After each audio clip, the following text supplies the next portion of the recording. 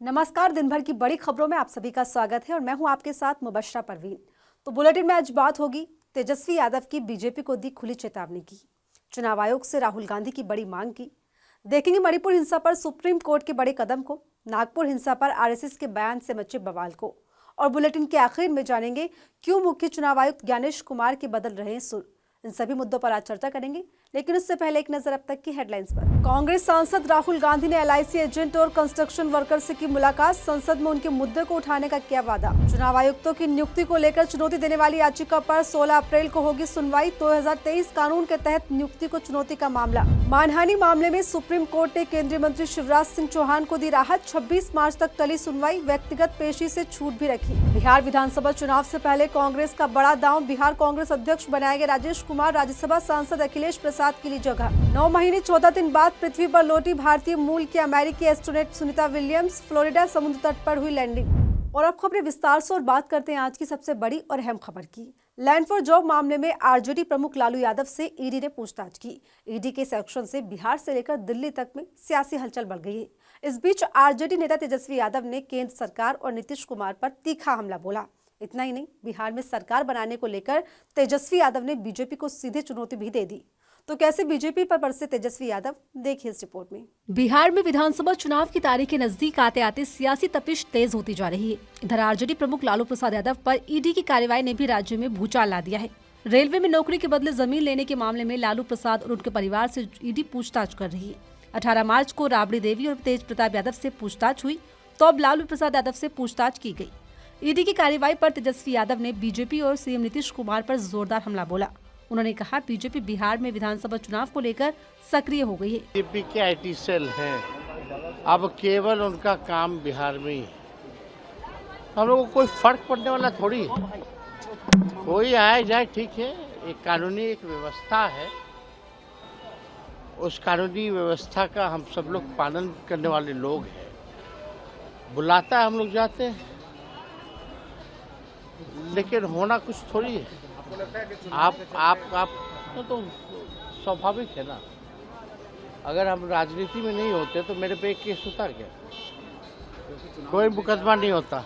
हम राजनीति में हैं, इसलिए पॉलिटिकल वेंडेटा के हिसाब से, राजनीतिक षड्यंत्र के हिसाब से मुकदमाएं जो है वो की जा रही हैं, और इससे हम लोगों को फर्क पड़ने वाला नहीं। तेजस्वी यादव यही नहीं रुके, बीजेपी पर तीखा वार करते हुए उन्होंने कहा, अगर वो राजनीति में नहीं होते तो उन पर कोई केस नहीं होता।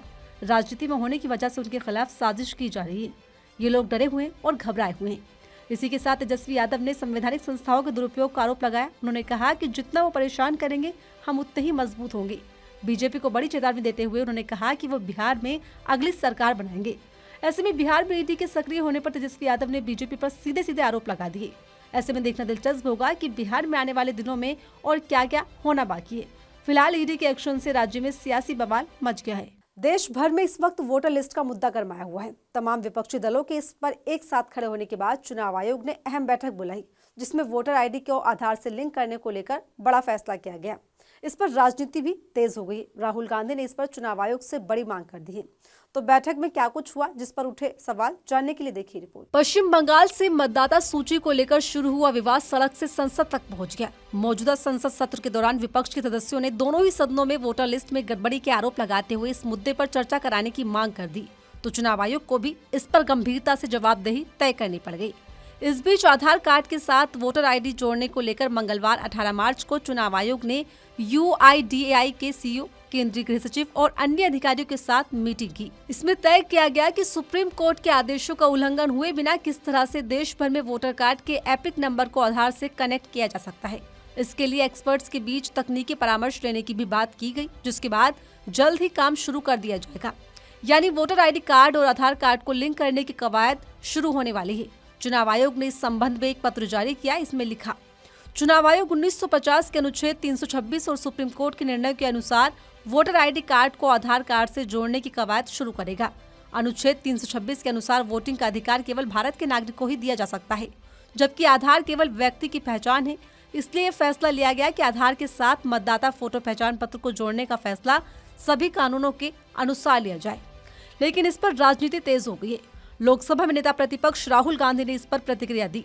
राहुल गांधी ने एक्स हैंडल से पोस्ट शेयर कर लिखा, चुनाव आयोग ने आज आधार को मतदान पहचान पत्रों से जोड़ने का ऐलान किया। कांग्रेस और इंडिया गठबंधन के लोग मतदाता सूचियों के मुद्दे को लगातार उठाते रहे। इसमें वोटर लिस्ट में असामान्य रूप से अधिक संख्या में नाम जोड़ा जाना, अप्रत्याशित रूप से हटाना शामिल है। इसके अलावा डुप्लीकेट वोटर ID कार्ड के आंकड़े भी शामिल है। राहुल गांधी ने आगे लिखा, आधार से डुप्लीकेट मतदाता पहचान पत्र की समस्या हल हो सकती है, लेकिन गरीब और हाशिए पर पड़े लोगों पर आधार लिंक करने में कठिनाइयों का सामना भी करना पड़ सकता है। चुनाव आयोग को ये सुनिश्चित करना चाहिए कि कोई भी भारतीय अपने वोटिंग अधिकार से वंचित न रह जाए। साथ ही गोपनीयता संबंधी चिंताओं का भी हल निकाला जाए। इसके साथ ही राहुल गांधी ने मांग की कि महाराष्ट्र 2024 विधानसभा और लोकसभा चुनावों की पूरी वोटर लिस्ट को सार्वजनिक रूप से साझा करके नाम जोड़ने और हटाने के मुद्दे पर भी चुनाव आयोग को सोचना चाहिए। इस तरह चुनाव में धांधली के मुद्दे पर विपक्ष न केवल जोर शोर से अपनी आवाज उठा रहा है, बल्कि चुनाव आयोग के साथ मोदी सरकार पर भी हमले तेज कर रहा है। फिलहाल देखना होगा कि राहुल गांधी ने जो मांग की है उस पर चुनाव आयोग क्या जवाब देता है। मणिपुर पिछले काफी समय से सुर्खियों में बना हुआ है। मैतेई और कुकी समुदाय के बीच हुई हिंसा ने राज्य में तबाही मचाई हुई है। फिलहाल राज्य में राष्ट्रपति शासन लागू है, लेकिन हालात जस के तस बने हुए हैं। हिंसा की खबरें थमने का नाम नहीं ले रही। इस बीच अब खबर सामने आई कि सुप्रीम कोर्ट के 6 जजों का प्रतिनिधिमंडल मणिपुर का दौरा करने वाला है। कोर्ट के इस फैसले से मोदी सरकार पर फिर से सवाल खड़े हो गए। पूरी खबर देखिए इस रिपोर्ट में। 3 मई 2024 से शुरू हुई जातीय हिंसा के बाद मणिपुर में अब तक हालात तनावपूर्ण बने हुए हैं। आलम तो यह है कि राज्य में अब हालात और बिगड़ते जा रहे हैं। इस बीच बड़ी खबर है कि सुप्रीम कोर्ट के 6 जजों का प्रतिनिधिमंडल राज्य का दौरा करने जा रहा है। जानकारी के मुताबिक ये प्रतिनिधिमंडल 22-23 मार्च को हिंसा प्रभावित मणिपुर में राहत शिविरों में जाएगा और वहाँ के हालातों का जायजा लेगा। नेशनल लीगल सर्विस अथॉरिटी के कार्यकारी अध्यक्ष जस्टिस BR गवई की अध्यक्षता में ये दौरा किया जाएगा, जिसमें गवई के साथ justice Suryakant, Vikramnath, MM Sundaresh, KV Viswanathan और N कोटेश्वर सिंह मौजूद रहेंगे। ये दल हिंसा प्रभावित इलाकों में कानूनी निगरानी रखेगा और लोगों के अधिकारों की रक्षा भी सुनिश्चित करेगा। साथ ही हिंसा से प्रभावित लोगों की स्थिति का भी इस दौरान आकलन किया जाएगा। सुप्रीम कोर्ट के जजों का ये दौरा काफी अहम माना जा रहा है, क्योंकि ये दौरा ऐसे वक्त में हो रहा है जब राज्य में हालात बिगड़ते जा रहे हैं। मणिपुर के चूराचांदपुर जिले में रविवार देर शाम हमार जनजाति के नेता रिचर्ड हमार पर अज्ञात लोगों ने हमला कर दिया। इस बीच इलाके में तनाव बढ़ गया। स्थिति को संभालने के लिए सुरक्षा बलों ने उपद्रवियों पर आंसू गैस की गोले छोड़े और हवाई फायरिंग की। इसके बाद इलाके में कर्फ्यू लगा दिया गया, जिसके बाद राज्य में स्थिति कंट्रोल के बाहर होती दिखाई दे रही है। मणिपुर हालातों पर नेशनल लीगल सर्विस अथॉरिटी की तरफ से जारी प्रेस रिलीज में बताया गया कि 2023 में हिंसा में मणिपुर में सैकड़ों लोग मारे गए। लगभग 50,000 से ज्यादा लोगों को घर छोड़ना पड़ा और अभी भी हजारों लोग राहत कैंप में रहने को मजबूर है। हालांकि रिपोर्ट्स के मुताबिक कई लोग संसाधनों, इलाज और कानूनी मदद के लिए संघर्ष कर रहे हैं। ऐसे में जज वहां के हालातों के बारे में जानकारी लेंगे। सुप्रीम कोर्ट के इस कदम की जहां प्रशंसा की जा रही, तो वहीं दूसरी तरफ केंद्र की मोदी सरकार पर भी सवाल उठ रहे हैं। कांग्रेस ने इस फैसले का स्वागत करते हुए प्रधानमंत्री मोदी के मणिपुर न जाने पर जमकर आलोचना की। कांग्रेस महासचिव जयराम रमेश ने पीएम मोदी की चुप्पी पर सवाल उठाते हुए कहा कि मोदी विदेशों और असम में तो जाते हैं, लेकिन मणिपुर का दौरा नहीं करते, जबकि वहां के लोग उनका इंतजार कर रहे हैं। बहरहाल देखा जाए तो मोदी सरकार भी मणिपुर में हालातों को नहीं सुधार पा रही, जिसके बाद सुप्रीम कोर्ट ने ये जिम्मा उठाया है। जहां पूरे देश में इस समय औरंगजेब को लेकर विवाद छिड़ा हुआ है, इस बीच मुगल बादशाह की कब्र को लेकर अब RSS के बयान से बवाल मच गया है। दरअसल अखिल भारतीय प्रचार प्रमुख सुनील आम्बेकर से जब सवाल किया गया कि औरंगजेब आज के समय में भी प्रासंगिक है, तो इस पर उन्होंने ऐसा कहा कि बीजेपी और RSS खुद ही निशाने पर आ गए। तो क्या है पूरा मामला, देखिए इस रिपोर्ट में। औरंगजेब की कब्र को लेकर छिड़ा विवाद थमने का नाम नहीं ले रहा। महाराष्ट्र से लेकर देश भर तक इसकी गूंज सुनाई दे रही है। इस मुद्दे पर जहां जमकर सियासत हो रही, तो वहीं विपक्ष से बीजेपी की मंशा से जोड़कर कई गंभीर आरोप लगा रहा है। लेकिन इसी बीच RSS के बयान ने विपक्ष के दावों को सही ठहरा दिया। दरअसल अखिल भारतीय प्रचार प्रमुख सुनील आम्बेकर ने एक प्रेस कॉन्फ्रेंस की। इस बीच जब उनसे औरंगजेब की प्रासंगिकता को लेकर सवाल किया गया, तो उन्होंने साफ कहा कि कहीं औरंगजेब प्रासंगिक नहीं है। ऐसे में बीजेपी की मंशा और नागपुर में हुई हिंसा पर सरकार पर लगे विपक्ष के आरोप लगभग सही साबित हो गए। बता दें, तमाम विपक्षी पार्टियां लगातार आरोप लगा रही हैं कि औरंगजेब के नाम पर बीजेपी अपनी राजनीतिक रोटियां सेक रही है। हाल ही में नागपुर में हिंसा को लेकर शिवसेना उद्धव गुट के मुखपत्र सामना ने भाजपा और मुख्यमंत्री देवेंद्र फडणवीस पर निशाना साधा। लेख में कहा गया, भाजपा के पेट में नया शिवाजी पल रहा है, इसी वजह से वो छत्रपति शिवाजी के इतिहास को खत्म करने की कोशिश कर रहे हैं। इसी के साथ सामना ने लिखा कि फडणवीस केवल भाषण देने में व्यस्त थे। इससे पहले भी शिवसेना उद्धव गुट के नेता आदित्य ठाकरे से लेकर संजय राउत भी बीजेपी को सीधे जिम्मेदार ठहरा चुके हैं। विपक्ष का कहना है कि औरंगजेब के आड़ में बीजेपी नफरत और दंगों को बढ़ावा दे रही है। ऐसे में आरएसएस की तरफ से आए बयान ने इस पर सियासत तेज कर दी। अखिल भारतीय प्रतिनिधि सभा की इस प्रेस कॉन्फ्रेंस में सुनील आम्बेकर से नागपुर में हुई हिंसा को लेकर भी सवाल किया गया, जिस पर उन्होंने कहा कि किसी भी तरह की हिंसा समाज के लिए अच्छी नहीं है। पुलिस ने इस पर एक्शन लिया है, पुलिस इसकी जांच कर रही है, लेकिन औरंगजेब के आज के वक्त में कोई प्रासंगिकता नहीं। ऐसे में आरएसएस ने ही बीजेपी पर सवाल उठा दिए हैं। तो आखिरकार विपक्ष के दबाव के बाद अब चुनाव आयोग में बदलाव देखने को मिल रहे हैं।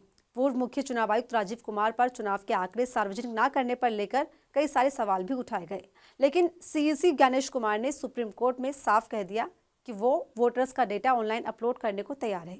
तो क्या है पूरा मामला, देखिए इस रिपोर्ट में। चुनाव आयोग के तेवर में धीरे धीरे कई तब्दीलियां देखने को मिल रही है। चुनाव में धांधली और वोटर लिस्ट के मुद्दे पर सवालों के बीच मुख्य चुनाव आयुक्त गणेश कुमार ने मतदान के आंकड़ों पर भी यू टर्न ले लिया है। दरअसल सुप्रीम कोर्ट ने चुनाव आयोग की उस दलील पर गौर किया जिसमें आयोग ने कहा कि वो अपनी वेबसाइट पर बूथवार मत प्रतिशत आंकड़ा अपलोड करने की मांग पर विचार विमर्श के लिए तैयार है। इसके बाद कोर्ट ने याचिकाकर्ताओं को निर्देश दिया कि वो 10 दिनों के भीतर चुनाव आयोग के समक्ष अपना पक्ष रखे। बता दें, विपक्ष की तरफ से लगातार ये सवाल उठते रहे कि चुनाव आयोग चुनाव के 48 घंटे बीत जाने के बाद भी मतदान प्रतिशत आंकड़ा अपलोड करने में देरी करता है। साथ ही फॉर्म 17C को ECI वेबसाइट पर अपलोड करने की मांग की। हालांकि चुनाव आयोग की तरफ से कोई न कोई बहाना बनाकर इसे टाल दिया जाता था, लेकिन मुख्य चुनाव आयुक्त गणेश कुमार के इस पर सुर बदलते दिखाई दे रहे हैं। बता दें, तृणमूल कांग्रेस सांसद महुआ मोइत्रा और गैर सरकारी संगठनों की एसोसिएशन फॉर डेमोक्रेटिक रिफॉर्म्स और कॉमन कॉज की तरफ से सुप्रीम कोर्ट में जनहित याचिका दायर की गई थी, जिसमें मतदान के 48 घंटों के भीतर लोकसभा चुनाव 2024 में डाले गए मतों की संख्या, सभी मतदान केंद्रों पर मतदान के अंतिम प्रमाणित आंकड़ों का खुलासा करने की मांग की गई थी। सुप्रीम कोर्ट के मुख्य न्यायाधीश संजीव खन्ना, जस्टिस संजय कुमार और जस्टिस KV विश्वनाथन की पीठ ने इस मामले पर सुनवाई की। मामले में चुनाव आयोग की तरफ से वरिष्ठ वकील मनिंदर सिंह ने कहा कि गणेश कुमार इस मुद्दे पर राजनीतिक दलों से मिलकर मामले को सुलझाने के लिए तैयार है। वहीं मुख्य न्यायाधीश संजीव खन्ना ने बताया कि याचिकाकर्ता प्रतिवेदन दायर कर अपनी शिकायतों के समाधान के लिए आयोग से संपर्क कर सकते हैं और 10 दिनों के अंदर अपना पक्ष भी रखे। मामले में अगली सुनवाई 28 जुलाई को होगी। बताते चले, 17 मई 2023 को सुप्रीम कोर्ट ने इस विषय पर चुनाव आयोग से जवाब मांगा था। इसके बाद चुनाव आयुक्त राजीव कुमार ने NGO की इस मांग को विरोध करते हुए कहा था कि इससे चुनाव प्रक्रिया प्रभावित हो सकती है और चुनावी तंत्र में अराजकता उत्पन्न हो सकती है। लेकिन चुनाव आयोग की साख पर मंडराते खतरे के बीच गणेश कुमार के तेवर ढीले पड़ते दिखाई दे रहे। और फिलहाल इस बुलेटिन में मेरे साथ इतना ही। ऐसे ही तमाम खबरों के लिए बने रहिए मेरे साथ और देखते रहिए आर्टिकल 19 इंडिया।